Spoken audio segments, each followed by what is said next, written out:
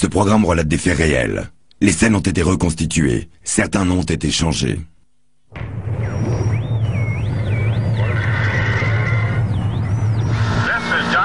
WHJB News.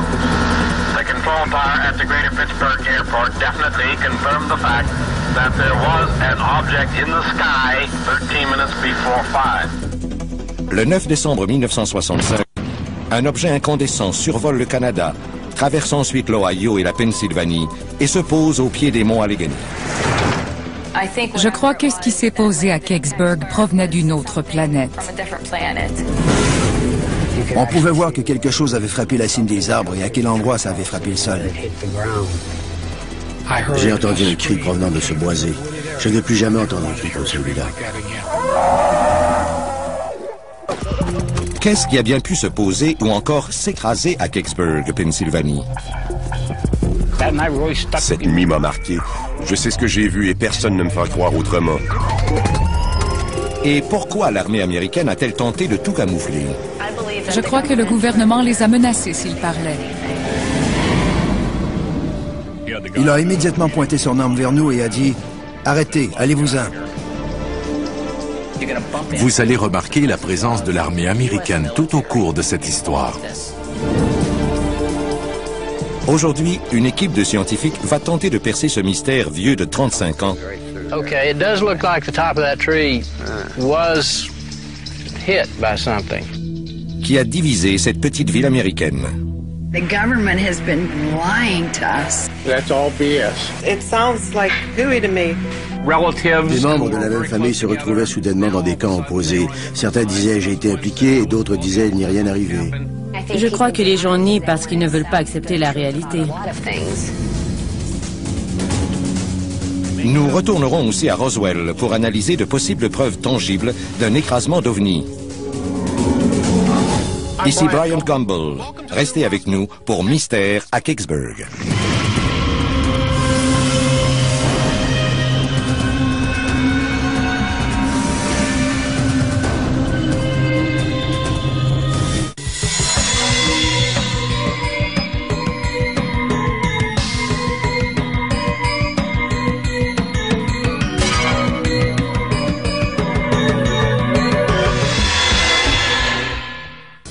On a surnommé Roswell le patriarche des dossiers d'OVNI pour une excellente raison. Il comporte plusieurs témoins crédibles et démontre tous les signes d'un camouflage gouvernemental. Pendant que nous poursuivons l'investigation sur l'écrasement de Roswell, qui révèle des découvertes intrigantes, nous avons rouvert des dossiers d'OVNI controversés. Au cours de cette émission, nous allons utiliser les outils scientifiques modernes pour tenter de mettre à jour des preuves tangibles sur ce qui s'est réellement passé dans une petite ville appelée Kecksburg, que certains surnomment le Roswell de la Pennsylvanie. As Pennsylvania's Roswell.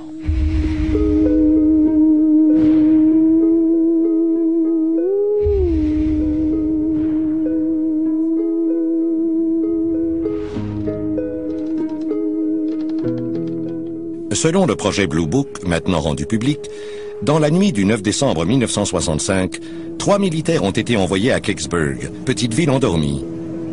Leur mission était de récupérer un objet volant non identifié ayant causé un petit incendie dans un boisé éloigné. Si on en croit le rapport officiel, les hommes ont poursuivi leurs recherches jusqu'à 2 heures du matin sans rien trouver. On expliquera plus tard qu'il s'agissait d'une météorite traversant le ciel de la région. C'est ici que le rapport officiel se termine et que débute la controverse. J'ai droit à mon opinion. J'ai bien vu un vaisseau extraterrestre s'écraser au sol. Vous savez, je crois que c'est une histoire montée pour la télévision. Je ne sais pas pourquoi certaines personnes nient tout. Je sais que ça s'est produit, mais je ne peux pas parler pour personne. Depuis les événements étranges et bouleversants du 9 décembre 1965, cette petite ville rurale située à 40 km au sud-ouest de Pittsburgh est divisée. Il y a ceux qui croient que quelque chose d'extraterrestre s'est posé ici, alors que les autres croient à une vaste supercherie. Certains témoins qui ont parlé publiquement ont été accusés d'avoir inventé toute l'histoire. Des membres d'une même famille autrefois très proches se retrouvaient dans des camps opposés parce que certains disaient avoir été impliqués alors que d'autres disaient qu'il ne s'était rien passé. Et ça demeure encore aujourd'hui une situation très émotive. En 1990, l'émission Unsolved Mysteries a présenté une reconstitution du soi-disant écrasement d'OVNI de Kecksburg. Des citoyens ont conservé la maquette de l'OVNI surnommée la Noix de Chêne et l'ont installée à l'extérieur de la vieille caserne de pompiers. Pour plusieurs, c'est le rappel d'un souvenir qui refuse de s'évanouir. Beaucoup de parents des enfants qui vivent ici refusent d'en parler. C'est tabou. Et ils ont beaucoup de difficultés à communiquer avec ceux qui croient que c'est vrai. Toute cette histoire d'OVNI nous a mérité beaucoup d'attention. Et je crois que les aînés n'aiment pas ça. J'ai 25 ans et plusieurs personnes de mon âge croient que quelque chose est tombé ici. Mais personne ne connaît la vérité.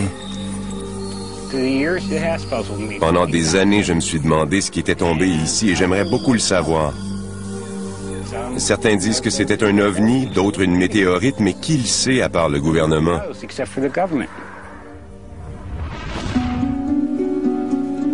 Bien que Robert Blystone n'avait que 16 ans en 1965, il essaie toujours de comprendre ce qu'il a vu à 16h45 un certain soir de décembre particulièrement doux. Il faisait chaud à mon retour de l'école. Alors je suis allé faire un tour sur la véranda. Je regardais par là et j'ai entendu un vrombissement ou peut-être un sifflement. En levant les yeux, j'ai vu un objet traversant le ciel. C'était comme une boule de feu laissant une traînée de vapeur de différentes couleurs derrière elle. On pouvait voir vers où elle se dirigeait. Son mouvement était lent. Elle ne tombait pas. C'était sous contrôle et quand elle a touché le sol, j'ai vu un nuage de poussière. Blystone n'était qu'un des milliers de témoins à avoir vu cette soi-disant boule de feu dans le ciel de l'Amérique du Nord. Moins d'une heure auparavant, l'objet volant avait été vu au Canada, laissant dans sa course des lignes téléphoniques bloquées et des témoins éberlués. Kecksburg est un des sites d'écrasement d'OVNI les plus méconnus de l'histoire américaine et aussi l'un des plus intéressants. Il y a beaucoup de témoins et un haut pourcentage de leurs témoignages peut être corroboré. L'histoire qu'ils racontent est celle d'un objet qui traverse le ciel du Canada et de l'Ohio et qui s'écrase à Kecksburg en Pennsylvanie.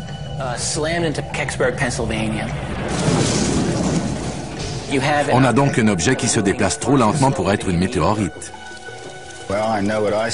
Je sais ce que j'ai vu et ce n'était pas une météorite. Il m'a semblé que ça avait été construit. Les lignes étaient douces, tout comme sa surface, et ça ne ressemblait pas du tout à une météorite. Selon certains témoins, l'objet aurait changé de direction, aurait manœuvré, ce qui apporte une dimension très intéressante. Dans la grande région de Pittsburgh, on a reçu plusieurs rapports d'un objet brillant.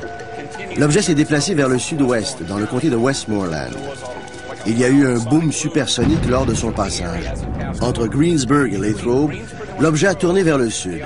Et à Laurelville, d'autres témoins ont vu l'objet se déplacer vers Kecksburg, au nord-est. Au cours de ce trajet, l'objet semble avoir ralenti.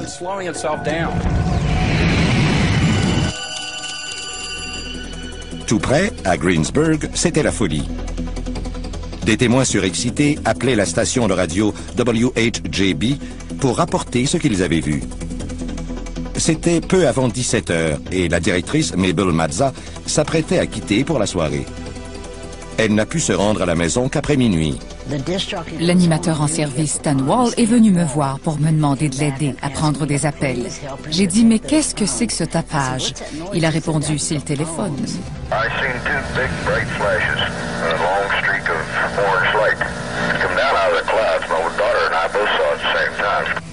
J'ai pris des centaines d'appels qui disaient que quelque chose s'était posé à Kecksburg.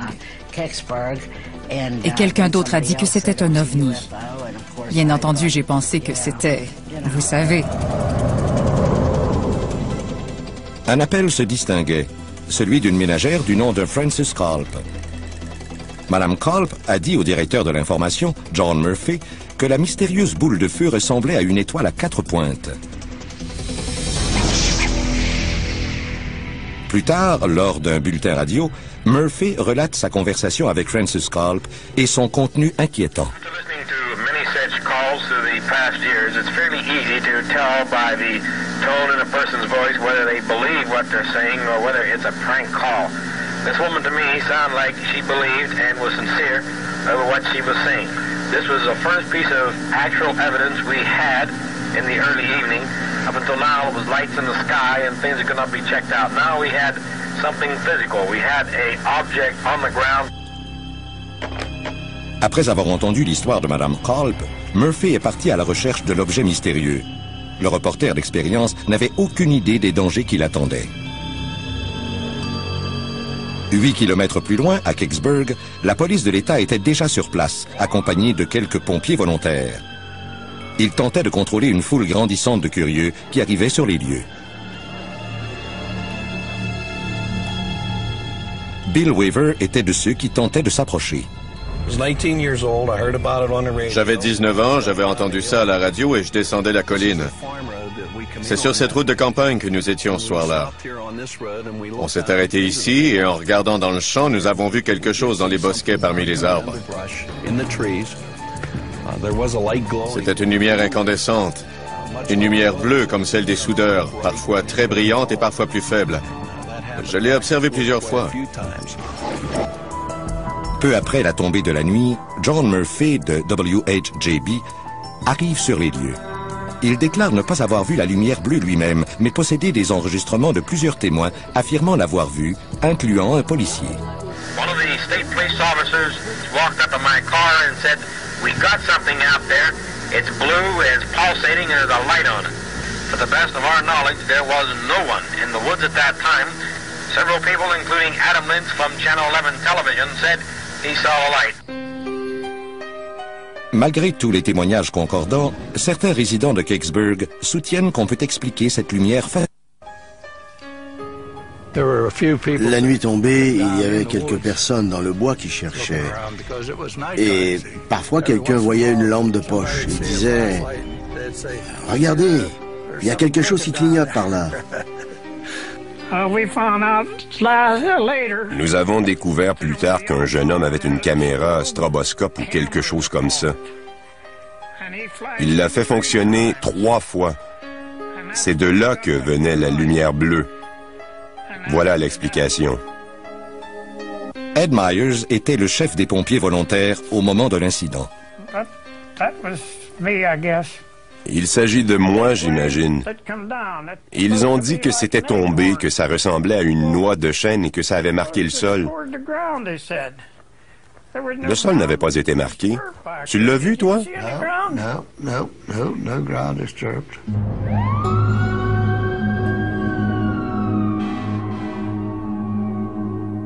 Galen Wilkins était également pompier à Kecksburg. Il est convaincu que rien du tout n'est arrivé dans leur ville ce soir-là. C'est le journal du 50e anniversaire du service d'incendie de 1939 à 1989. Vous savez, il n'y a rien sur un ovni là-dedans.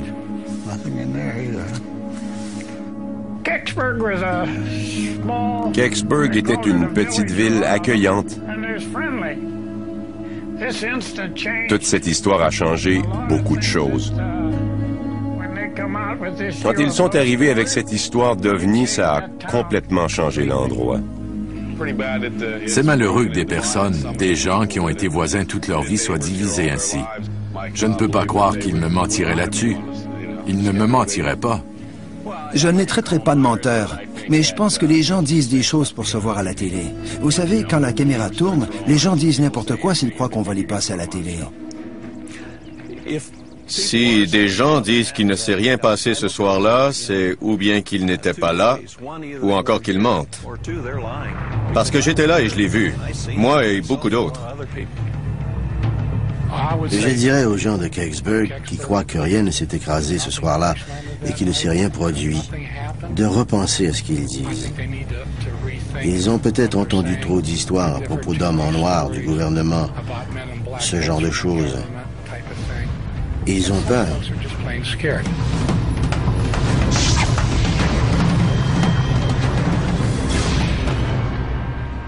Ceux qui connaissaient le journaliste John Murphy témoignent qu'il n'avait peur de rien.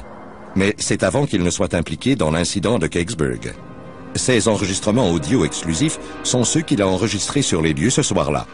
Ils sont diffusés pour la première fois à la télé nationale. When I got to the top of the hill where they pointed out to me, said that was the description the woman gave of where she saw the object. There was no smoke there at that time. What did it look like? It looked like a star on fire. A star on fire. Can you point out what part of the wood you saw it in? Right down there. Flairant le gros coup, Murphy appelle la station pour en parler à sa directrice, Mabel Mazza. Il m'a appelé sur la radio CB et m'a dit « On a quelque chose de gros ». Mais Mabel a reçu un autre appel ce soir-là. Un appel qui s'avérera encore plus significatif.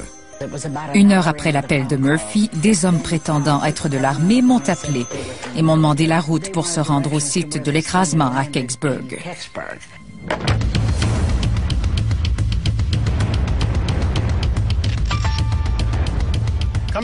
À venir à Mystère à Kecksburg. Il a levé son arme, l'a pointé vers nous et a dit « Arrêtez, partez d'ici ». Quelqu'un a-t-il menacé la vie de simples citoyens? L'ancien chef de cabinet de Clinton veut savoir. Menacer des gens avec des armes n'est pas la façon dont nous fonctionnons dans ce pays. Un témoin de Kecksburg conduit des scientifiques dans les bois à la recherche d'indices de ce qui pourrait être tombé en 1965. Et une nouvelle surprenante au sujet des fouilles à Roswell. Nous creusons dans le sol à la recherche d'indices physiques de l'impact d'un vaisseau extraterrestre. Mystère à Kecksburg vous revient dans un instant.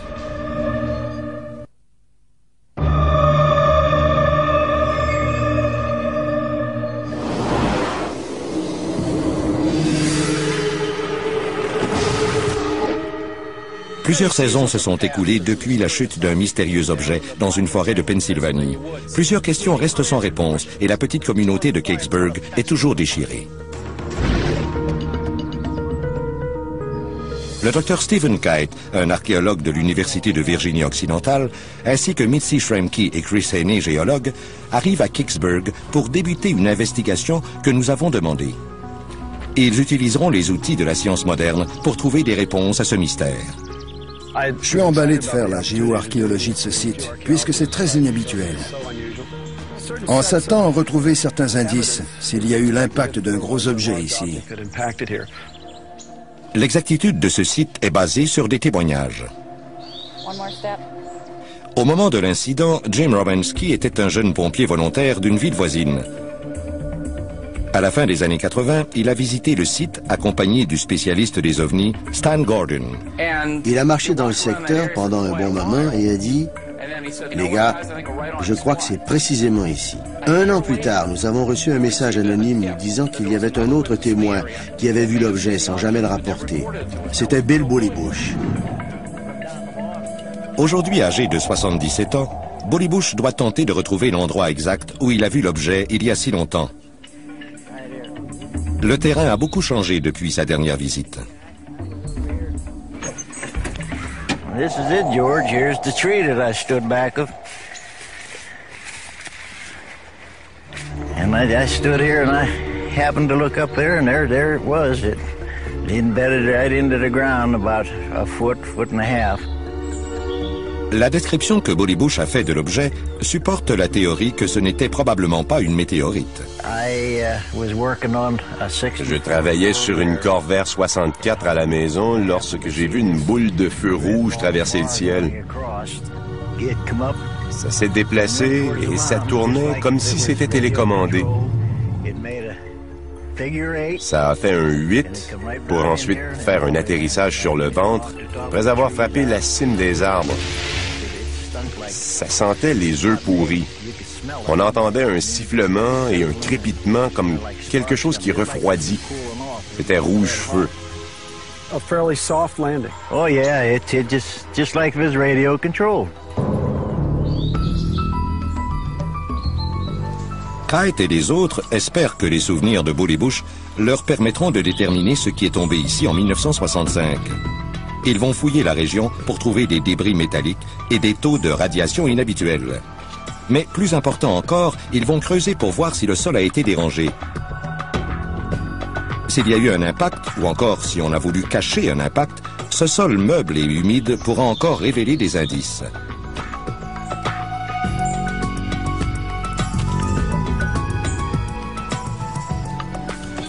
George Kovacina est l'un des fermiers chez qui Kite et ses collaborateurs vont travailler.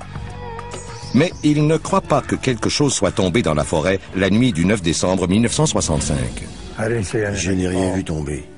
Rien du tout. Ils disent que c'est probablement le passage d'un météorite. Bully Bush et Kovacina ne s'aiment pas. Ils représentent les deux clans opposés de Kecksburg. Ceux qui croient que quelque chose d'étrange s'est produit ici et ceux qui n'y croient pas. Si les fouilles de Kite donnent des résultats, ce sera le premier pas permettant de mettre fin à une querelle qui dure depuis plus d'un quart de siècle. Pour l'aider dans ses recherches, Kite consulte nul autre que le docteur Bill Dolman de l'Université du Nouveau-Mexique, celui-là même qui a dirigé l'an dernier les fouilles sur le site de Roswell. Bill Dolman et moi avons parlé au téléphone et il m'a donné quelques conseils basés sur ses propres fouilles.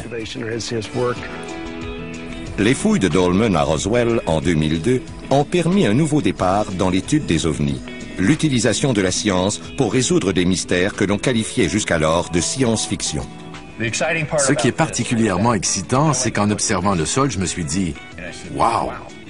Il y a une anomalie stratographique exactement où il devrait y en avoir une. » Nous avons trouvé des indices possibles prélevés des échantillons de sol et les avons examinés au microscope pour tenter de trouver des débris. Aujourd'hui, Dolman retourne à la voûte de Wells Fargo à Roswell pour y récupérer ses précieux échantillons de sol ainsi que des sacs contenant des matériaux d'origine inconnue pour les étudier à nouveau. Il va tester les échantillons dans un laboratoire d'Albuquerque à la recherche de ce qui pourrait rester d'un écrasement d'ovnis. On dit que l'armée a tout ramassé, mais tout le monde sait qu'il peut toujours rester des débris minuscules. Le but de cette analyse est de voir s'il ne reste pas de débris microscopiques de ce qui a pu tomber ici.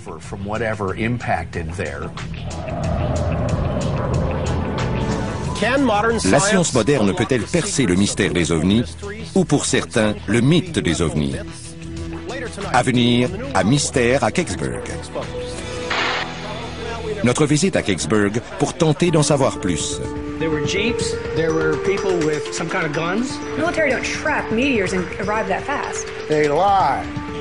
Et d'autres détails étonnants de l'écrasement de Kecksburg et de dissimulation. Ils avaient des carabines. J'ai entendu un cri provenant de la forêt. Je ne veux plus jamais entendre un cri pareil.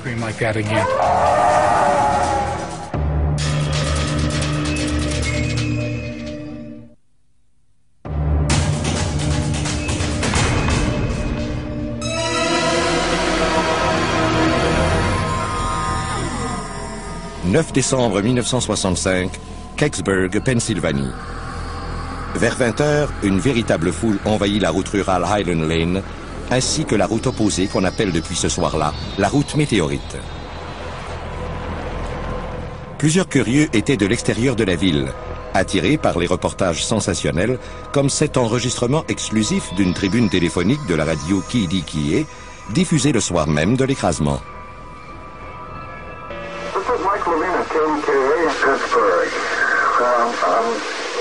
Getting bulletins here by the minute. KDKA News is checking with the Pentagon out in the open that there's a possibility an Army missile might have plunged into the woods over in Westmoreland County. Maybe not. But we've got a lot of speculation going on, and people are really demanding some explanations, and the government isn't coming up with them. Il est probable que le premier reporter arrivé sur les lieux ait été le directeur de l'information d'une autre station, John Murphy, de WHJB à Greenburg. Murphy a mis de la pression sur deux policiers locaux. I asked, did you find anything down there? He looked puzzled for a second and said, I'm not sure. Then I said, well, let me ask my question a different way. After you make your report to the captain, do you think you or the captain perhaps may have something to tell me? Même si Murphy avait des années d'expérience sur le terrain, il n'était pas préparé à la réponse du policier. He said, you better get your information from the Army. This was the first time anyone had made any mention of the military. to refer me to the Army led me to believe that perhaps there was something in the woods at that time that showed some significance of military value. Bob Getty, un reporter pour le Greensburg Tribune, était aussi sur les lieux. Il y avait beaucoup de militaires aux alentours. Il y avait des policiers et les soldats étaient armés. En sortant de ma voiture, ils m'ont demandé où j'allais. J'ai dit, je vais là-bas voir ce qui se passe. Ils ont répondu que je pouvais pas y aller. J'ai demandé pourquoi et ils m'ont répondu parce qu'il n'y avait rien. J'ai dit, s'il n'y a rien, je peux y aller alors. On m'a dit, vous devez partir d'ici.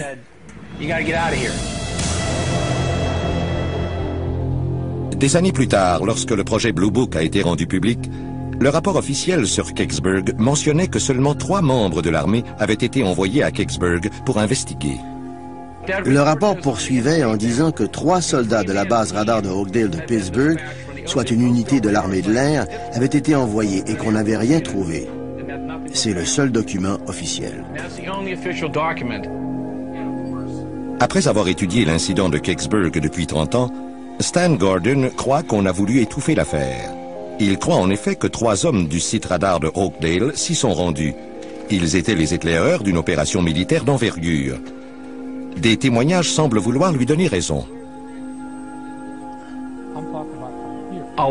Plusieurs personnes disent, écoute, j'étais là et j'ai vu les militaires. Des gens ont dit avoir vu du personnel de l'infanterie et de l'armée de l'air. D'autres ont vu des gens de la NASA ce soir-là. Pourtant, des citoyens respectés de Kecksburg croient le gouvernement et croient qu'il n'y avait aucun personnel militaire dans la ville ce soir-là. Je n'ai jamais vu de militaires là-bas. Les militaires disent qu'ils n'étaient pas là. Mais c'est difficile à croire quand une population de quelques centaines de personnes dit les avoir vus. Et je croirais les gens de la communauté avant l'armée n'importe quand. Il n'y avait pas de camion militaire dans le secteur à ce moment-là. Pas de Jeep. Non, rien. Rien du tout. Et je serais prêt à passer au détecteur de mensonges. C'est un gros mensonge. Je serais prêt à jurer sur la Bible qu'ils étaient là et que je leur ai parlé. Bob Bittner était pompier volontaire au moment de l'incident. Beaucoup de ses amis l'ont délaissé parce qu'il refuse de changer sa version des événements. Bittner allègue que le 9 décembre 1965, il est allé à Kecksburg après avoir terminé sa journée de travail comme camionneur. 3 véhicules militaires sont arrivés. Il y avait un officier haut gradé. Je lui ai demandé si nous pouvions aller là-bas avec lui. Et il a dit que personne n'irait avec eux là-bas.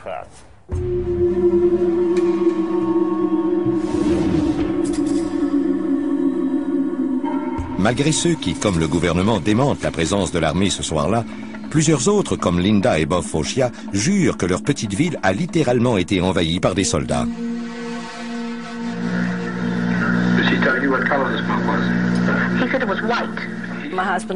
Mon mari regardait la télé et écoutait la radio. On disait qu'un objet était tombé et nous avons remarqué qu'il y avait beaucoup de circulation devant notre maison sur la route qui mène à Kecksburg. Il y avait beaucoup de voitures de police. Un peu plus tard, on a vu plusieurs véhicules militaires arriver.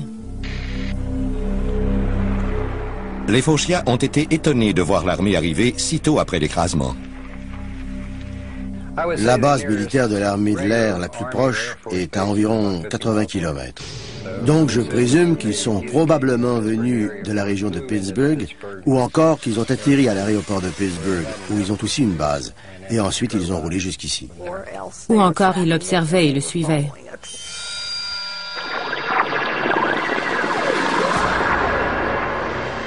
Si l'armée américaine suivait l'objet mystérieux au radar, cela pourrait expliquer leur arrivée rapide.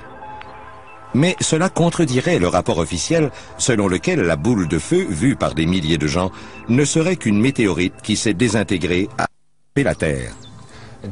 En ce qui concerne les météorites, il est connu qu'elles n'apparaissent presque jamais au radar puisqu'elles sont trop petites. La grosseur d'un point ou d'un caillou. Même les radars modernes ne peuvent les voir. L'incident de Kecksburg soulève une question.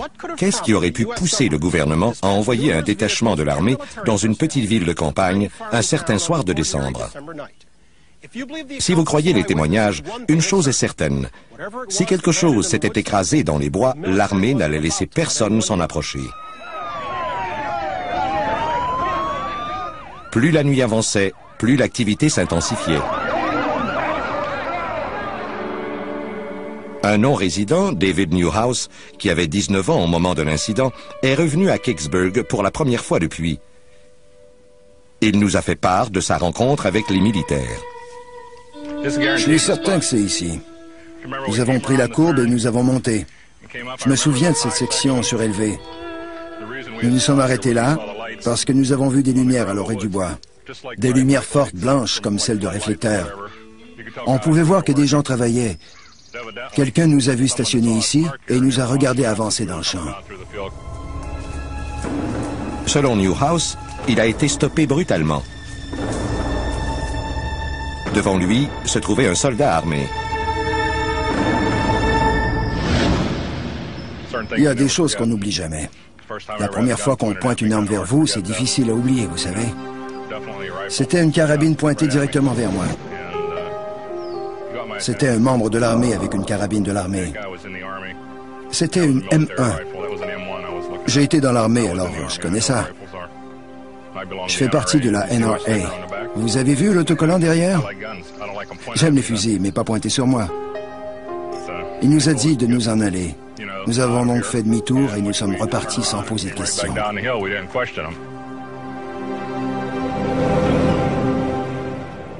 Après s'être stationné sur la route surplombant le bois, l'adolescent Bill Weaver a eu lui aussi une altercation avec l'armée. Ils sont venus vers nous, nous ont dit de déplacer notre voiture et de partir.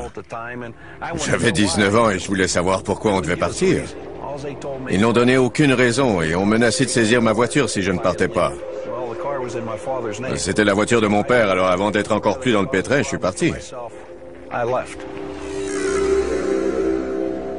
Don Sebastian était un autre jeune homme curieux.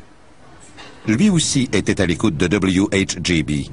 Et il a convaincu les amis de conduire les 70 km et de se rendre à Kecksburg pour voir ce qui pouvait bien se passer. Il y avait des feux de Bengale en travers de la route et des policiers armés. L'un d'eux s'est approché de mon véhicule et m'a demandé de retourner d'où je venais.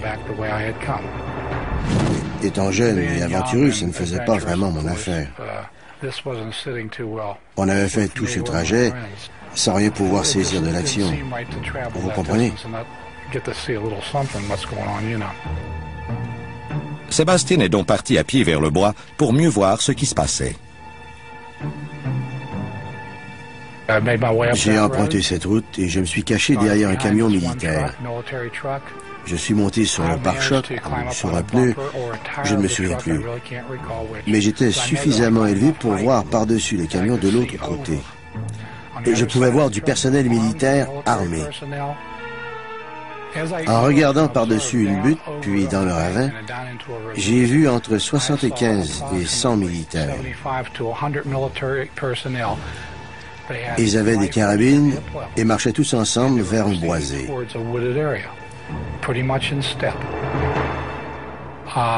Une dizaine de minutes après, j'ai entendu un cri provenant du boisé.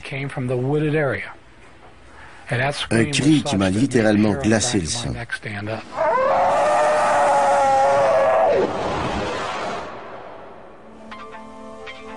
Je ne veux plus jamais entendre un cri pareil. Quelques secondes plus tard, Sébastien a entendu un autre cri.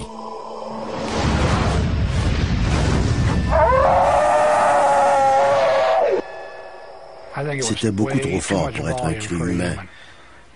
Je ne vois pas comment un cri humain pourrait porter aussi loin. Après le deuxième cri, j'en ai eu assez. Et je me suis dit, c'est assez, je fous le camp d'ici. Qu'est-ce qui aurait bien pu atterrir dans ce bois et produire un cri pareil? Que pourrait-il y avoir de si important pour que l'armée menace de simples citoyens? Et pourquoi, presque 35 ans plus tard, n'y a-t-il pas de dénouement à cette histoire? À venir. Des hommes en veston et imperméables menaient l'opération. Ils donnaient des ordres aux policiers et à l'armée. Je crois que le gouvernement les a menacés s'ils parlaient. Des hommes en noir et d'autres personnages inquiétants. Il n'y a aucun doute sur l'existence des hommes en noir et certains d'entre eux sont du monde, comment dirais-je, bureaucratique. Et la recherche des dossiers manquants sur l'affaire Kecksburg. Si on envoie des douzaines et des douzaines de soldats, il y a des rapports sur ces événements. Nous sommes convaincus qu'ils doivent exister quelque part. Au retour, la suite de Mystère à Kecksburg.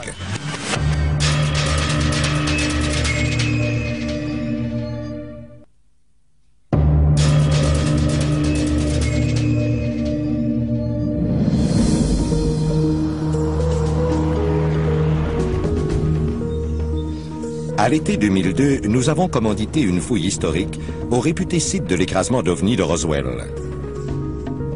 Un archéologue de l'Université du Nouveau-Mexique, le Dr Bill Dolman, a découvert de l'argile de friction dans la Terre, ce qui pourrait être expliqué par un impact puissant. Il a aussi recueilli 55 échantillons de sol et 27 matériaux d'origine incertaine. Il est prêt à analyser ces échantillons au laboratoire ultra sophistiqué de Asakai, au Nouveau-Mexique. Il y avait plusieurs échantillons minéralogiques de forme inhabituelle. Il y en avait plusieurs probablement d'origine naturelle et d'autres qui semblaient de toute évidence avoir été fabriqués par l'homme. En attendant les résultats, Dolman demande au scientifique Bill Biava de faire une étude élémentaire des échantillons de sol colligés au site de la fouille. Pour répondre à la question, est-ce que la terre de Foster Ranch est différente de celle qui ne provient pas de Foster Ranch? Je dis que les échantillons prélevés dans la tranchée et passés au détecteur de métal sont radicalement différents. L'analyse des éléments du sol a convaincu Dolman de poursuivre ses fouilles à Foster Ranch.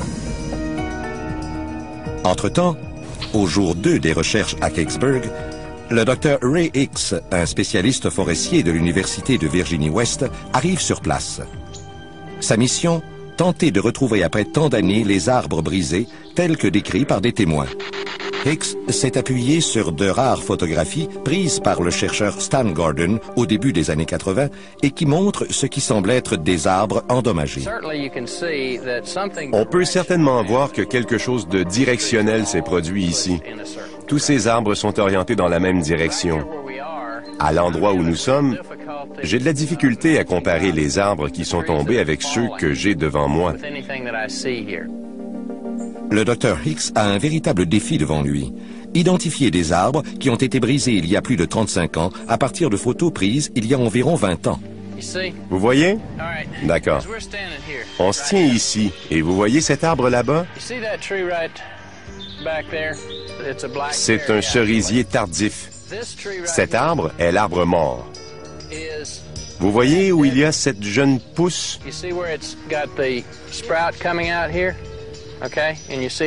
Vous voyez en haut où la cime est brisée? Alors, cet arbre est celui-là. Je peux dire avec 90% de certitude qu'on a retrouvé les arbres représentés sur cette photo. Hicks informe l'archéologue Stephen Kite de ses découvertes. My assumption is that this tree here is the one that was affected. That is, that the top here was broken out. That is consistent with Bill's recollection that it was coming in from this direction. Okay, it was coming in from this direction, going that way. Il y a un problème. Les arbres identifiés par Hicks à partir des photographies sont dans une autre crique parallèle au site, mais à environ 30 mètres de l'endroit où Bill Bullybush se rappelle avoir vu l'objet qui s'est écrasé. This is Ray Hicks. I'm a forestry professor at West Virginia University. I'm here with Steve Kite. Le scientifique appelle le chercheur Stan Gordon qui a mené toutes les entrevues auprès des témoins. Quand j'ai parlé aux scientifiques, il m'a semblé qu'ils étaient près de la zone, mais j'ai eu l'impression que Bill était probablement au mauvais arbre, parce que la description qu'il faisait de certains éléments ne concordait pas. Okay, so if we stand with our back to the tree facing the Hayes farmhouse, okay, now what? Then we're looking at the wash that you're talking about. 25 feet from it. Would you say we're digging in the wrong place? It appears that the spot indicated would be not in the same place where you're digging. Deux petits ruisseaux à quelques mètres de distance. Des souvenirs vieux de 35 ans. Kite et son équipe réalisent qu'ils devront reprendre les fouilles dans un autre secteur.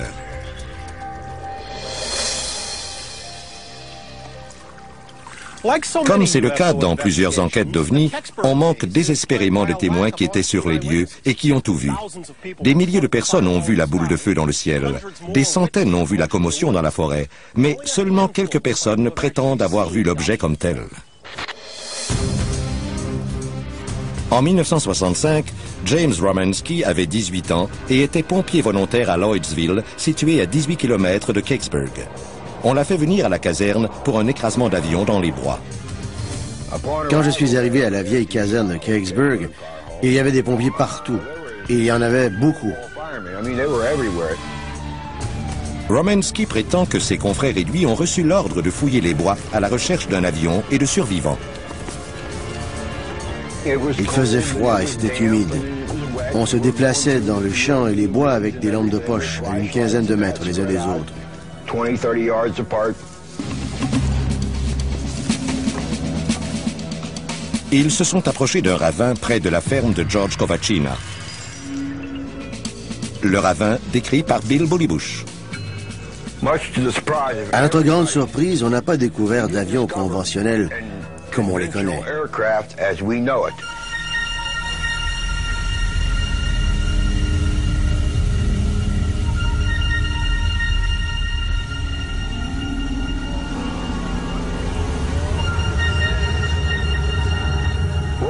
Ce qu'on a trouvé était plutôt un gros objet métallique. Il n'y avait pas de fenêtre, pas de hublot, ni de porte, et encore moins d'ailes. J'ai décrit l'objet comme étant une énorme noix de chêne parce que le côté était courbé et il y avait comme un bouclier tout autour.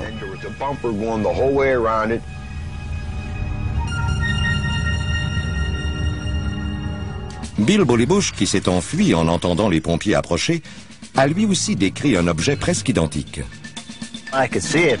Je pouvais le voir assez bien.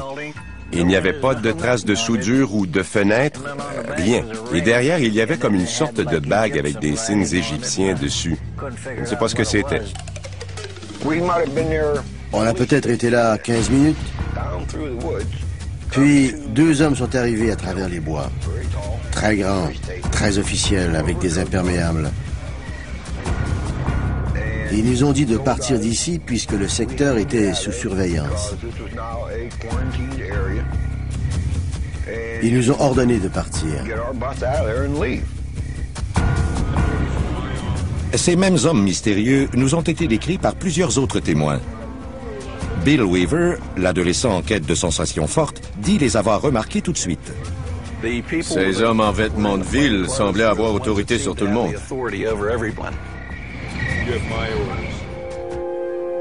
À quelques mètres de l'endroit où Bill Weaver était stationné, les membres de la famille Hayes avaient, à partir de leur ferme, une excellente vue de l'action qui se déroulait. Les Hayes se sont retrouvés face à ces hommes en complet et aux officiers qui les accompagnaient. Une nuit que les enfants n'oublieraient jamais. J'avais 10 ans et j'ai vu plein de choses cette nuit-là. Les militaires sont entrés et ont demandé d'utiliser le téléphone. Ils ont parlé à maman et à papa et ont demandé de nous envoyer au lit. Alors que cette nuit de décembre s'allongeait, les événements dans la forêt sont devenus de plus en plus mystérieux. Je crois que ce qui est atterri à Kecksburg venait d'une autre planète. Pas de la Terre. Qu'est-ce que le reporter John Murphy a réellement vu à Kecksburg ce soir-là? Soudainement, il a cessé de parler et n'en a plus parlé, comme si rien n'était jamais arrivé. Une réunion de villageois explosive. Et une découverte dans les bois de Kecksburg. It does look like the top of that tree was hit by something.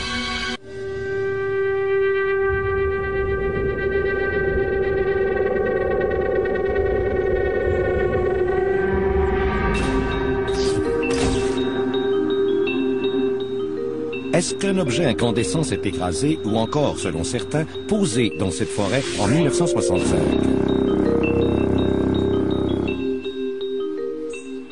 Le Dr Stephen Kite, archéologue à l'Université de Virginie-Ouest, et son collègue le Dr Ray Hicks, expert forestier, commencent la 3e journée d'investigation dans un nouveau secteur. Des témoignages discordants placent l'objet dans l'un ou l'autre de 2 ruisseaux éloignés d'environ 30 mètres. Tentant de faire la part des choses entre ces 2 témoignages, Kite et Hicks font appel à John Hayes. Hayes avait 10 ans en 1965. Et même s'il n'a pas vu l'objet comme tel, il a observé toute l'action de la fenêtre de sa chambre, tout près. Ma chambre était là où se trouve la fenêtre en coin. Je pouvais voir tout ce qui se passait là-bas. C'est là que tout se déroulait. Tous les camions et les équipements passaient dans le creux ici. Hayes prétend avoir vu des arbres brisés et une opération de camouflage dans les bois quelques jours plus tard. Ils ont coupé la clôture et l'ont pas replacée. J'ai donc replacé la clôture, j'ai marché à travers le creux et j'ai vu où les arbres ont été brisés et où ils ont frappé le sol. On pouvait voir qu'il y avait eu quelque chose dans le sol et qu'on avait recouvert le tout de terre pour le faire disparaître. C'était pas la même terre. On peut faire la différence entre l'humus de la forêt et la terre à jardin. Think you can take me right to where you saw the soil had been turned up? It's a little tough, though. It's been a while since I've been down in here. Okay, the fence line is right here. It's right in the fence line, and it's like right in here. Okay. Want to tell me where I should have my crew start digging some test holes? I'd say I'd start right in here. Okay, great. Now that gives us a target. The first site we dug, Le premier site que nous avons choisi était basé sur le témoignage de Bill Bully Bush et l'emplacement de cet arbre. Vous savez, on n'est qu'à une quinzaine de mètres de l'endroit où Bill Bully Bush croyait l'avoir vu. C'est remarquable de voir comment vos témoignages ne sont pas contradictoires. Les souvenirs de Hayes concordent exactement avec les témoignages de Bill Bully Bush et de Jim Romanski, tout comme les photos prises dans les années 80 par Stan Gordon.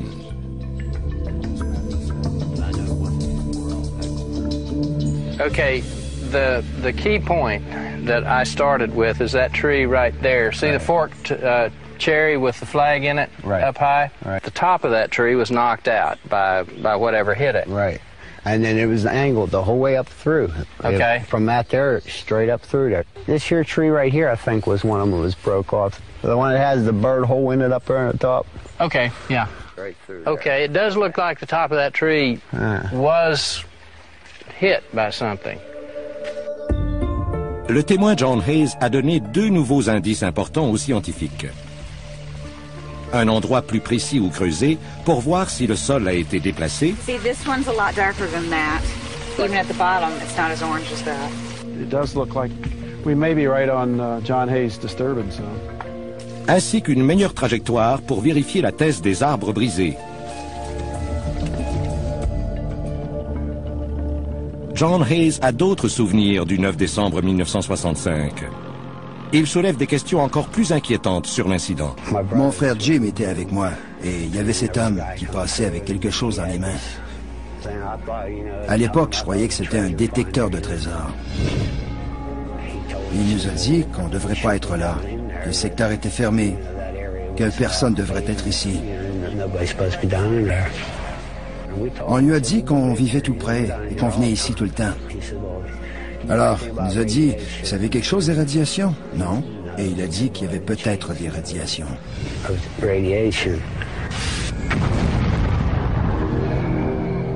La rumeur de radiation expliquerait peut-être ce que des curieux ont vu de la route. Il y avait un gros camion stationné là-bas. 4 personnes en sont sorties avec des costumes lunaires, comme on les appelait à l'époque. Des costumes blancs. Ils ont transporté une grosse boîte jusque dans le champ.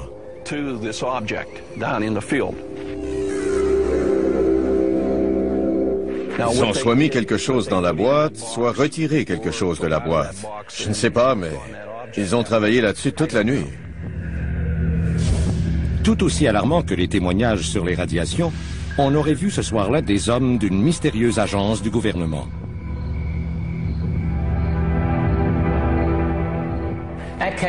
À Kecksburg, il me semble qu'il y a eu plusieurs groupes militaires. L'armée de l'air et probablement la NASA. Et ensuite, il y a plusieurs personnes qui ont vu des hommes en civil qui menaient l'opération. La question se pose, est-ce qu'il s'agit des hommes en noir? Les histoires de soi-disant hommes en noir remontent à près de 50 ans.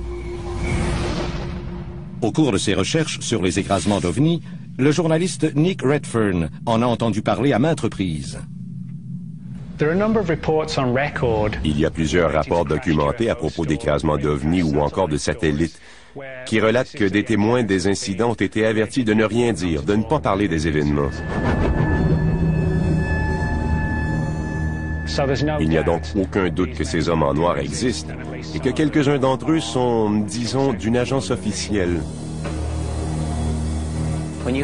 Quand on a témoin d'OVNI sur témoin d'OVNI qui disent avoir reçu la visite de civils en complet et que ces civils semblent en savoir beaucoup sur ce que vous avez vu, puis qu'ils vous disent que ce n'est peut-être pas une bonne idée de parler de ça parce qu'il pourrait vous arriver quelque chose, vous finissez par les croire.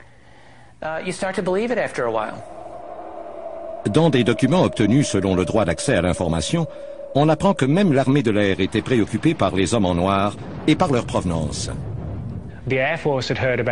L'armée de l'air avait entendu parler de ces hommes en noir et avait entendu dire qu'ils se déguisaient en officiers de l'armée. Ils avertissaient les gens de ne rien dire des incidents. Un important mémo a circulé partout dans l'armée de l'air, un mémo qui disait « Si vous avez entendu parler de ces hommes ou si vous rencontrez quelqu'un qui a croisé ces hommes, nous voulons le savoir immédiatement. Nous devons savoir qui sont ces hommes et ce qu'ils font. » Des hommes en noir ont-ils été impliqués dans l'incident de Kecksburg? Cela reste à prouver, mais plusieurs indices confirmeraient la présence d'autres agences secrètes, les projets Moondust et Blue Fly.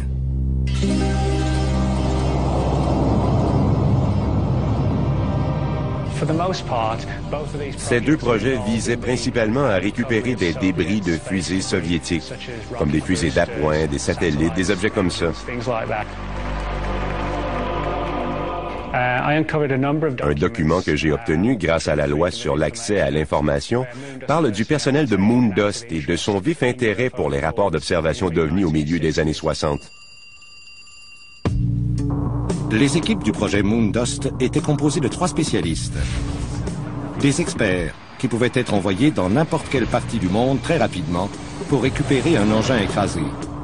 Que cet appareil soit américain, qu'il soit d'un autre pays ou encore d'origine extraterrestre, cela demeure top secret. Qui d'autre se trouvait à Kecksburg ce soir-là? Plusieurs témoins impliqués dans l'événement ont livré des informations pertinentes qui laissent croire que la NASA a joué un rôle important dans l'investigation à Kecksburg. John Hayes se souvient avoir reçu la visite du personnel de la NASA le soir de l'écrasement. J'ai vu ces hommes en survêtement. Il y en avait plusieurs. Ils sont entrés chez moi. Je crois qu'ils étaient 6. Et l'un d'entre eux portait un écusson de la NASA. Est-ce que ces hommes étaient vraiment de la NASA? L'ancien ingénieur, James Oberg, ne le croit pas. Si vous allez dans un secteur pour maintenir la sécurité, vous n'arriverez pas en brandissant un drapeau. Vous irez en prétendant être quelqu'un d'autre. J'ai souvent entendu parler de certains cas où des groupes apparaissent en Amérique du Sud, par exemple, à la recherche d'une météorite ou de quelque chose qui s'est écrasé disant qu'ils sont de la NASA. Je connais les gens de la NASA qui manipulent ces matériaux. On leur envoie les échantillons, on leur parle au téléphone, mais ils ne vont pas sur le terrain. Ils ne le font pas, ils ne l'ont jamais fait. Alors toutes ces histoires qui parlent d'hommes avec des écussons de la NASA, ça ne veut rien dire. En fait, c'est probablement une indication qu'ils ne sont pas de la NASA. Peu importe pour qui ils travaillaient, ces hommes n'avaient qu'une chose en tête, récupérer le mystérieux objet de la forêt de Kecksburg, le plus rapidement et le plus efficacement possible. Ils semblaient avoir déjà pratiqué ce genre d'opération, ils savaient ce qu'ils faisaient.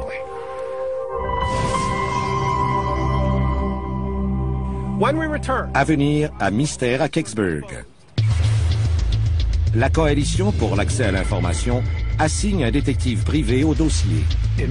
En ce qui me concerne, le gouvernement peut façonner l'histoire qu'il veut, l'histoire qui fera son affaire. La recherche des dossiers manquants se poursuit jusqu'au Capitole. Un des hommes les plus influents des États-Unis appuie cette démarche. Les dossiers de l'investigation devraient être disponibles. 25 ans de secret, c'est déjà trop long. Et des nouvelles des recherches sur l'écrasement de Roswell. Si c'était un ovni, un vaisseau extraterrestre capable de voler dans l'espace, c'était probablement fait d'un matériau qu'on ne connaît même pas encore.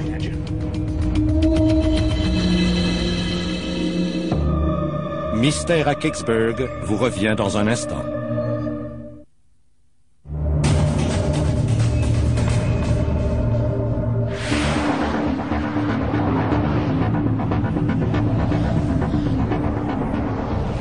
Juin 2003.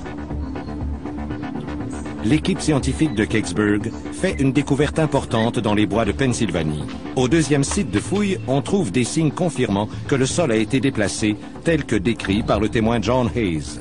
J'ai toujours cru que c'est ce qu'on allait trouver. Pas nécessairement de traces que quelque chose était tombé, mais plutôt des preuves qu'on avait nettoyé le site. Yeah, this looks disturbed. On peut savoir facilement si le sol a été déplacé quand on a un échantillon pour comparer. This enough? On ne saura pas exactement ce qui a déplacé le sol. Mais encore une fois, c'est une pièce du puzzle. À plus de 3200 km à l'ouest, l'archéologue Bill Dolman tente de résoudre un autre puzzle, l'écrasement de Roswell en 1947. Au laboratoire de Assagai, à Albuquerque, il apprend que la majorité de ces échantillons de matériaux inconnus sont d'origine terrestre. Par contre, il y a un échantillon qui rend le Dr Dolman et son équipe plutôt perplexes. Un matériau qui ressemblerait a priori à des fibres. J'ai cru tout d'abord que c'était un échantillon de fil de nylon, mais en y regardant de plus près, ça n'y ressemblait pas parce que les fibres n'étaient pas vrillées. Dolman ne peut pas formuler d'opinion avant l'analyse du Dr Dave Rudiak, l'homme qui a déchiffré le mémo Remy, la grande surprise de l'enquête de Roswell. Dolman se demande tout de même si ces fibres pourraient avoir un rapport avec ce que des témoins de Roswell ont décrit comme du métal avec mémoire. Beaucoup de personnes l'ont décrit comme étant poreux comme un tissu. Vous pouviez le chiffonner, il reprenait sa forme originale. En 1947, il n'existait rien de tel. De nos jours, on croit qu'il pourrait être possible de fabriquer un matériau comme celui-là. Un article du Scientific American parle par exemple d'un matériau appelé nanotube de carbone. On l'a découvert en 1991. Ces tubes minuscules sont entrelacés pour former des fibres. Une fois perfectionnés par la science, ils seront plus forts que l'acier, plus légers que l'aluminium et résisteront à des chaleurs extrêmes. Cela semble impossible. La NASA et l'armée travaillent présentement sur ce genre de fibres. Ce serait un bon matériau pour un vaisseau spatial. C'est plus qu'une coïncidence. Si c'était un ovni, c'était un vaisseau capable de voyager dans l'espace. C'était probablement fait de matériaux qu'on ne peut même pas encore imaginer. C'est donc la direction que je devrais emprunter. Je dois me dire, d'accord, on ne peut déterminer ce que c'est, alors allons voir des spécialistes en matériaux et voir ce qu'ils en pensent. Pendant que Dolman et ses collègues planifient les étapes du projet Roswell pour la prochaine année, à Washington, la coalition pour le droit d'accès à l'information fait face à des refus. Ce sont les mêmes réponses que les chercheurs de Roswell encaissent depuis des dizaines d'années. Les demandes répétées visant à obtenir de l'information sur l'incident de Kecksburg sont rejetées par le département de la Défense, l'armée américaine, l'armée de l'air et la NASA. Si vous envoyez des douzaines et des douzaines d'officiels armés, il y a toujours des rapports sur ces événements. Nous sommes donc convaincus qu'ils existent quelque part. Nullement découragée, la journaliste Leslie Kean se retourne vers les archives nationales. D'après ce que je vois, on déploie des efforts sans précédent. Aux frontières de l'inexpliqué a investi beaucoup de ressources pour mettre sur pied une équipe professionnelle, incluant une firme d'avocats spécialisée dans les recherches d'archives. Nous allons pousser ceci plus loin que qui que ce soit auparavant et insister pour obtenir des réponses. Parmi les autres membres de l'équipe, on retrouve un détective privé qui préfère garder l'anonymat. Il a été employé du gouvernement. Il enquête maintenant sur l'identité des militaires présents à Kecksburg ce soir-là. Quand j'étais au gouvernement, je les trouvais très habiles pour cacher l'information qu'ils ne voulaient pas divulguer. Si le gouvernement veut cacher les allées et venues de ses militaires, il peut le faire assez facilement. Puisque le gouvernement refuse de remettre les dossiers, nous avons demandé l'aide d'une avocate, Lee Elfrick. Elle forcera la diffusion des dossiers par voie judiciaire. Il n'y a aucun doute que le phénomène des ovnis était un événement ou est un événement qui semble se produire périodiquement dans ce pays. Et la façon dont le gouvernement réagit face à cet événement nous en dit long sur la manière dont il peut réagir face à d'autres événements similaires. Ce n'était peut-être pas un vaisseau extraterrestre. C'était peut-être un vaisseau soviétique. C'était peut-être une de nos propres expériences. Mais peu importe ce que c'était, je crois qu'après 40 ans de silence, nous avons le droit de savoir ce que c'était. La coalition a maintenant un autre allié puissant dans sa quête de la vérité. L'ancien chef de cabinet du président Clinton, John Podesta. It's time to find out what the truth really is that's out there. J'ai toujours lutté pour que la population ait droit à la vérité. Les dossiers de l'investigation de Kecksburg devraient être publics. 25 ans de silence, c'est bien assez long. Il est certain qu'envahir une ville américaine et menacer des gens avec des armes n'est pas la façon habituelle de procéder dans ce pays. Les gens ont le droit de savoir ce qui a déclenché une opération militaire de la sorte. Ils peuvent juger par eux-mêmes si c'était approprié. Je crois que le gouvernement a la responsabilité de dire ce qui s'est passé à Kecksburg, de dire la vérité. Tout le monde devrait savoir ce qui s'est passé et ce qui s'est écrasé. Ça fait trop longtemps qu'on attend des réponses. Si le gouvernement les a, il devrait nous les donner. Le pompier volontaire Bob Bittner est un résident de Kecksburg qui recherche la quiétude. Bittner jure avoir vu ce soir-là des militaires descendre dans le ravin vers minuit. Je crois qu'ils ont été là pendant une demi-heure ou 45 minutes. Ensuite, ils sont sortis du ravin et se sont arrêtés. Un gros camion recouvert d'une bâche est arrivé. On ne pouvait pas voir à l'intérieur. John Hayes, alors âgé de 10 ans, se souvient avoir vu le même camion de la fenêtre de sa chambre. C'était un camion vert. Quand il est descendu dans le ravin, il était vide.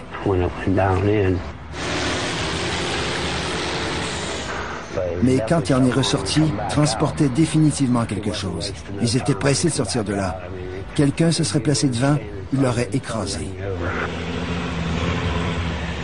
Hayes n'était pas le dernier témoin à voir le camion de l'armée quitter Kecksburg. Jerry Betters, un musicien de jazz de Pittsburgh, possédait une ferme dans la région. Il avait convaincu des amis de prendre la route dans l'espoir de voir un ovni. Betters n'a pas été déçu. Quand le camion est sorti de là, il y avait cette chose, un objet ayant la forme d'une noix de chêne. C'était, je crois, un peu plus gros qu'une Volkswagen. Soudainement, Betters et ses amis se sont retrouvés dans la mire des soldats. Un officier est arrivé, il a crié aux soldats de nous sortir de là. Ils ont réagi à l'ordre en chargeant leurs carabines devant nous. Betters et ses amis ont dû partir, mais non sans avoir jeté un coup d'œil à ce qui se trouvait sous la bâche. Ils croient toujours que c'était un vaisseau extraterrestre. J'ai pu voir sa forme, et j'ai pu aussi voir comme des hiéroglyphes sur la partie arrière. C'est ensuite qu'ils nous ont chassés. Il y a 2 moments dont je peux me souvenir très clairement. Je me souviens exactement de ce que je faisais quand Kennedy a été tué, et je me souviens exactement de cette soirée. Tout comme plusieurs autres témoins, Jerry Betters se demande toujours ce qu'on a pu retirer des bois de Kecksburg. L'ancien ingénieur de la NASA, James Oberg, a une opinion là-dessus. Ça m'a fait penser à la rentrée dans l'atmosphère d'un vaisseau spatial. Et selon des rapports de l'armée de l'air, un vaisseau spatial russe aurait en effet effectué une rentrée dans l'atmosphère exactement ce jour-là. Oberg fait référence à Cosmos 96, une sonde vénusienne qui aurait fait défaut et se serait désintégrée au-dessus du Canada tôt dans la matinée. D'autres ont dit que c'était un satellite russe. Est-ce que l'une ou l'autre de ces théories pourrait expliquer l'arrivée rapide des militaires ou encore la mobilisation des équipes Moondust? Si un satellite décline de plus en plus de son orbite et s'apprête à effectuer une rentrée dans l'atmosphère, le commandement spatial américain le suivrait des jours d'avance. Surtout que nous savons maintenant que l'armée américaine tentait de mettre la main sur des pièces de satellites russes, ce qui leur aurait permis d'obtenir de l'information stratégique, en particulier sur le programme d'armes nucléaires. Durant la guerre froide, la découverte d'un vaisseau ou d'un satellite russe aurait en effet été entourée du plus grand secret. Mais qu'en est-il de la forme en noix de chêne de l'objet décrit par tant de témoins? Un aspect très intéressant, c'est que la capsule de rentrée construite par les Soviétiques lancée vers Vénus et qui est retombée sur Terre le même jour que les événements de Kecksburg avait justement la forme d'une noix de chêne, selon l'armée.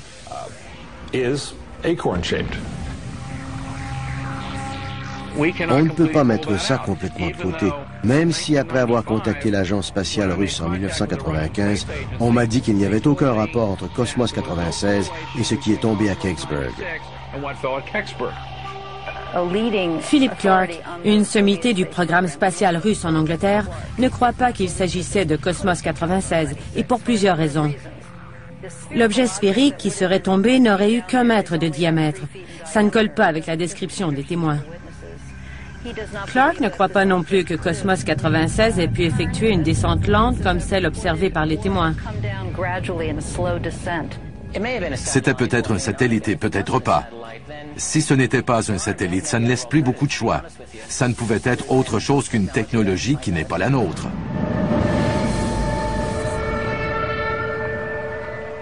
Peu importe ce que c'était, il n'en restait plus une trace le lendemain matin. John Murphy, directeur de l'information à WHGB, a pensé qu'il avait assez d'informations pour faire un reportage percutant sur l'incident. À venir, est-ce que John Murphy en savait trop à propos de l'incident de Kecksburg? Si on s'est débarrassé de John, il n'y a qu'une seule raison.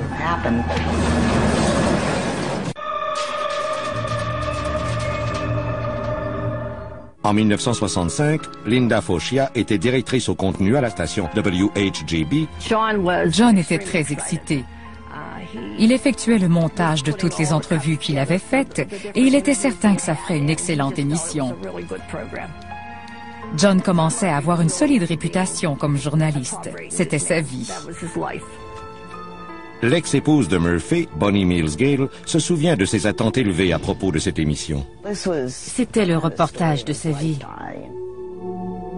Même si Murphy n'a jamais déclaré publiquement avoir vu l'objet, son ex-femme et plusieurs de ses collègues donnent une toute autre version. Il est arrivé sur les lieux avant la police et l'armée. Il m'a appelé et m'a dit qu'il avait pris des photos et que ses pellicules avaient été confisquées. Mais il avait réussi à en cacher une. L'armée s'en venait et il a pris une photo. Il a prétendu qu'il avait trébuché ou quelque chose comme ça, parce qu'il ne voulait pas qu'il confisque sa caméra. Alors il a pu garder une photo. Je ne sais pas si c'était cette photo ou non, mais il me l'a apportée. C'était très noir et on voyait beaucoup d'arbres autour. Je ne sais pas à quel endroit sur le site il l'a prise, mais j'ai vu la photo d'une chose à la forme conique. C'est la seule fois que je l'ai vue. Selon son ex-femme et ses collègues, l'enthousiasme de Murphy à propos de l'émission qu'il voulait appeler « L'objet dans les bois » s'est évanoui quand il a eu la visite surprise de l'armée. Je les ai vus qui parlaient à John dans un studio. C'était beaucoup plus privé que son bureau. Je ne sais pas quelle a été la teneur de leur entretien. Ils avaient l'air très sérieux.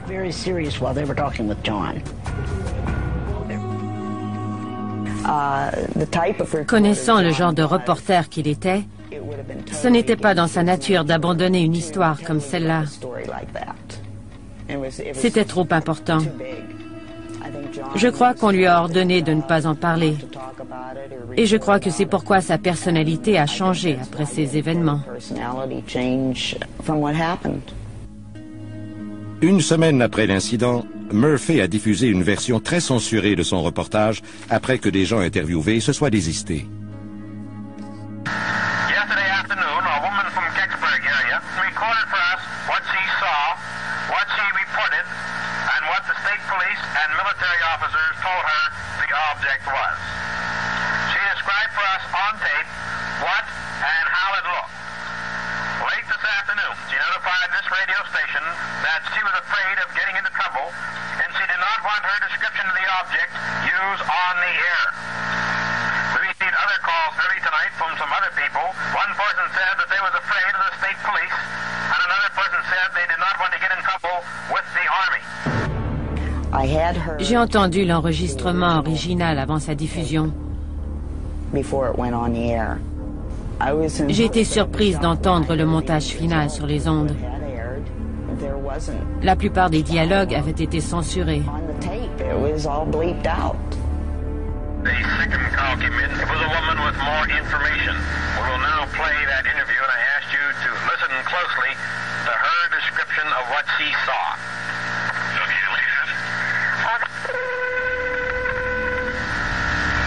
This portion of the original program has been censored. Un autre fait étrange est l'avis de non-responsabilité qu'il a lu au début de l'émission, ce qui était totalement inhabituel de sa part.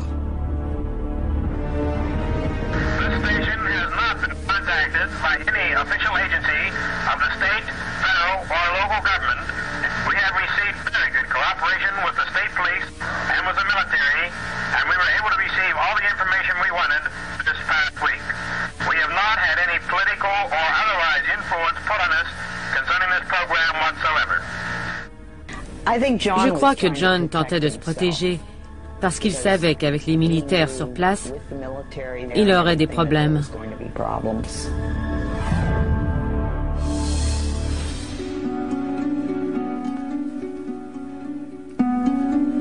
L'explication officielle, rien n'était arrivé, rien n'avait atterri ici et il n'y avait pas d'incident. Fin de l'histoire. En 1965, Bob Getty avait 22 ans. Il était journaliste débutant pour le Greensburg Tribune Review.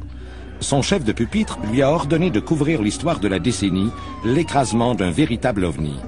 À son arrivée à Kecksburg, il a été repoussé par la police et par l'armée. Il a été abasourdi de lire l'explication officielle de l'incident dans les journaux. La raison pour laquelle l'histoire s'est évanouie, c'est qu'à l'époque, on croyait les autorités, incluant les journalistes. Contrairement à son collègue John Murphy, directeur de l'information à la station WHJB, Bob Getty n'a été témoin d'aucune activité suspecte dans les bois ce soir-là. Il savait que j'avais été repoussé. Murphy avait plus d'informations confidentielles que moi. Selon des amis et des collègues, la vie de John Murphy a basculé après l'incident de Kecksburg. Puis, lors d'un reportage en Californie, c'est la tragédie. Il était à Santa Barbara. Et vers 22 heures, il a voulu traverser la rue pour aller voir des taches d'huile. Il a traversé la rue. On a conclu que c'était un délit de fuite. On n'a jamais retrouvé le conducteur. J'ai lu le rapport de police. Beaucoup de choses n'ont pas de sens. Quel genre de tache d'huile allez-vous observer à 22 heures? Je n'avais aucune idée, mais je savais que quelque chose n'allait pas. Après la mort de Murphy, toutes ses notes, ses enregistrements, ses photos et les négatifs ont disparu sans aucune explication. Le travail d'une vie mystérieusement envolé. Si quelqu'un s'est débarrassé de John dans cet accident, il n'y a qu'une seule explication. C'est parce qu'il en avait trop vu et trop entendu. Et y avait-il à Kecksburg des gens sans scrupules qui ont voulu s'assurer que certains témoins de l'incident ne parleraient pas de ce qu'ils ont vu? Plusieurs personnes croient que c'est ce qui se cache derrière le refus catégorique de certains résidents d'accepter les événements. Tout le monde avait peur, puis quelqu'un a dit que les militaires étaient allés le voir. Le gouvernement a probablement dit aux gens de ne pas parler. Le gouvernement peut tout faire et à n'importe qui. Ils peuvent menacer les gens et s'en sortir. Je crois qu'on peut influencer les gens facilement, surtout ceux qui sont de la campagne. On peut les influencer et les menacer de façon à ce qu'ils ne parlent pas. Ils ont dû être forcés de mentir, ou bien on les a menacés, ou bien on les a payés. Le gouvernement n'a pas le droit de nous cacher quoi que ce soit. Je crois que les gens et le public en général devraient savoir ce qui se passe. Pourquoi ne pas dire la vérité? Peu importe si c'était un vaisseau extraterrestre. Ça fait 40 ans de ça. Et ça n'a fait de mal à personne, alors qu'on dise tout simplement la vérité. Une réunion houleuse à la caserne des pompiers attire des témoins qui n'avaient jamais parlé auparavant. An Army Jeep pulled up, said, hey, we're having a lot of problem with people coming up into the area.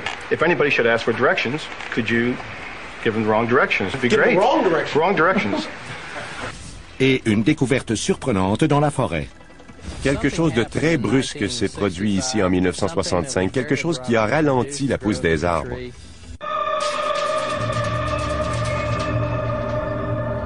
Qui connaît la vérité sur ce qui s'est réellement passé à Kecksburg? Pour tenter de le savoir, nous avons décidé d'organiser une réunion des citoyens à la caserne de Kecksburg. Nous avons réuni des gens qui ne croient pas aux ovnis et des gens qui y croient, ainsi que quelques nouveaux témoins qui ont décidé de parler ouvertement. Let me start with Chuck Hilland over here. Chuck, how serious are the divisions in this town over what did and didn't happen? Ça a vraiment divisé la communauté et je crois que c'est très malheureux. Your dad owned the land where the event supposedly to. What did your dad tell you? Je dois vous dire que mes parents ont tendance à croire qu'il ne s'est rien passé de particulier. Who had direct knowledge? Go ahead, Mr. Steiner. We haven't heard from you before. Nous l'avons vu. Mais des arbres nous masquaient partiellement la vue. Je ne sais pas ce que c'était. C'est ce que j'ai pensé. Peut-être, mais ça allait lentement. Et ça ressemblait à un engin parce que ça semblait être piloté. Ça ne tombait pas. Ça semblait suivre une trajectoire. Je ne sais pas. All right, Mr. Betters, you're a young man, 65, but you say there were soldiers here, about almost 2 dozen. En plus que ça, ils nous ont encerclés. Why do so many people say there were no soldiers here? Je ne comprends pas ça. Yeah, Mike Slater, another new witness. Go ahead. Ce soir-là, mon frère et moi, nous nous tenions sur le trottoir. Une Jeep de l'armée s'est arrêtée et ils nous ont dit « Hey les gars, vous pourriez nous aider? » On était jeunes, on avait 14 ans, alors on leur a répondu « Bien sûr, qu'est-ce qu'on peut faire? » Ils ont dit « On a des problèmes avec tous ces gens qui affluent dans le secteur. Si on vous demande la direction, vous pourriez leur donner la mauvaise route? » Oui, la mauvaise route. Alors toute la soirée, on a envoyé des gens partout. Non seulement on a vu le camion plateforme descendre là-bas vide, mais on l'a aussi vu remonter chargé. Ils disent qu'ils ont vu le camion descendre puis remonter. À l'endroit où cette chose a atterri, on n'aurait pas pu faire descendre autre chose qu'une Jeep. Il y a 3 véhicules qui sont allés là-bas. Et je serais prêt à le jurer sur la Bible. Je vous le dis. 3 military vehicles. Ouais. Des racontars. You saying a vehicle couldn't get down there? Non. Une plateforme est descendue, oui. Elle est remontée, oui. Chargée, oui. Why do you figure so many people then say there was no military here and no, there was no flatbed truck? J'en ai aucune idée, ils étaient tellement visibles. How come the newspaper accounts didn't write about that? J'ai écrit quelques-uns de ces articles et j'ai écrit que les militaires étaient là. Quand je suis arrivé sur les lieux, ils ont dit « Il n'y a rien ici, allez-vous-en ». J'ai stationné ma voiture, je me suis promené et j'ai parlé avec des gens qui regardaient la scène. Depending upon who you ask, within the hour. Les militaires ne suivent pas les météorites, ils n'arrivent pas si vite. Il y a les militaires, la police d'État et ces hommes en complet. Et les hommes en complet semblent avoir autorité sur la police d'État et sur les militaires. Who thinks this is all a bunch of hooey? No disrespect intended. On dirait des balivernes pour moi. Parce que ça l'est. Ils disent que les pompiers ont été appelés aussi, mais c'est faux. J'étais ici à ce moment-là. J'étais le seul ici. La seule personne qui aurait pu répondre au téléphone. Il n'y a eu aucun appel chez les pompiers ce soir-là. Même s'ils le disent, ils mentent. Je me suis arrêté devant la caserne et il y avait des gens et ils nous ont dit de quitter la ville. On ne voulait pas de nous ici. Nous n'avons jamais quitté la ville. Nous avons fait le tour pour voir ce qui se passait. Nous nous sommes rendus au sommet de la colline de l'autre côté des barbelés. Il y avait un soldat de l'armée avec tout son accoutrement et son arme. Et il nous a empêchés d'avancer. Cet homme ne connaît pas le terrain là-bas. Il ne le sait pas, et lui non plus. Comment ont-ils pu faire entrer un camion là-dedans? Okay, but let's not talk about the trucks. He's saying that he came down here and there were military guys who pointed a gun at him and told him to get lost. Là-bas, mais pas ici. So something happened somewhere in the area. You'll accept that? Oui, il y avait quelque chose. Il a dit qu'il a vu 2 camions de l'armée là-bas. Disons que je suis d'accord. Vous savez, les gens qui disent que c'est de la folie, je n'ai entendu personne dire pourquoi c'est de la folie. Seulement que ça l'est. Je crois que tout le monde est d'accord sur une chose. Je crois que ce que tout le monde veut, c'est une réponse de l'armée. Oui, ils ont sorti quelque chose de là, mais ils n'admettront pas leur présence et ils n'admettront pas qu'ils ont sorti quelque chose. Il y a l'incident de Roswell. Le gouvernement nous cache des choses et nous ment depuis tant d'années. L'armée était là et elle ne vient pas pour des choses sans importance. Je suis pompier à Kecksburg depuis 28 ans. Ça me fait du bien en tant qu'ancien pompier de savoir maintenant que quelque chose s'est passé. L'armée est venue ici. Tout le monde ici a raconté honnêtement ce qu'il a vu et entendu.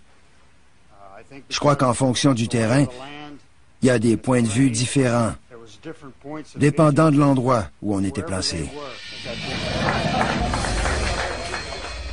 Le résultat de cette réunion, un consensus général à l'effet que quelque chose d'important s'est produit ici à Kecksburg le 9 décembre 1965.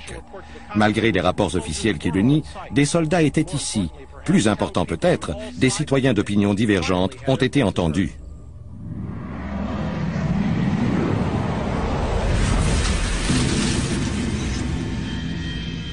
Mais une des réponses qui pourrait élucider ce mystère demeure peut-être cachée dans les bois. Le Dr. Ray Hicks, de l'Université de Virginie-Ouest, a passé les 2 derniers jours à la recherche des arbres brisés.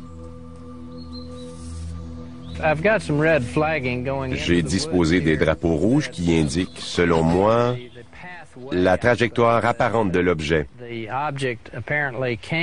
venait probablement de là. Si vous regardez vers la cime de cet arbre, on peut remarquer qu'il semble avoir été brisé. Le Dr. Hicks prend un échantillon du cœur de l'arbre brisé, identifié par le témoin John Hayes. Les cercles dans le cœur lui dévoileront l'âge de l'arbre, mais également à quel moment les dommages ont pu être causés. Ce que je peux noter, c'est que dans cette zone commençant ici, il y a un changement distinct dans les cercles de croissance. Ce frêne se trouve exactement au centre du groupe d'arbres brisés. Nous avons compté les cercles à partir de l'écorce de cet arbre, jusqu'à ce point où nous avons détecté un ralentissement de la croissance. Nous avons découvert qu'il y avait 38 cercles. Ça signifie que ce qui a nui à cet arbre s'est produit autour de 1965. 1965, l'année des incidents de Kecksburg. Il s'agit d'une preuve circonstancielle importante qui appuie les témoignages voulant qu'un objet s'est bel et bien écrasé à travers ces arbres. Les dommages que Ray a observés présentent une forme qui détermine une trajectoire claire. Et c'est une trajectoire plausible selon certaines de nos observations. Et ce qui est bien, c'est qu'elle soit datée. 1965. Puisqu'il y a des dommages évidents et visibles, ces dommages représentent une preuve tangible de ce qui a pu ralentir la croissance de cet arbre.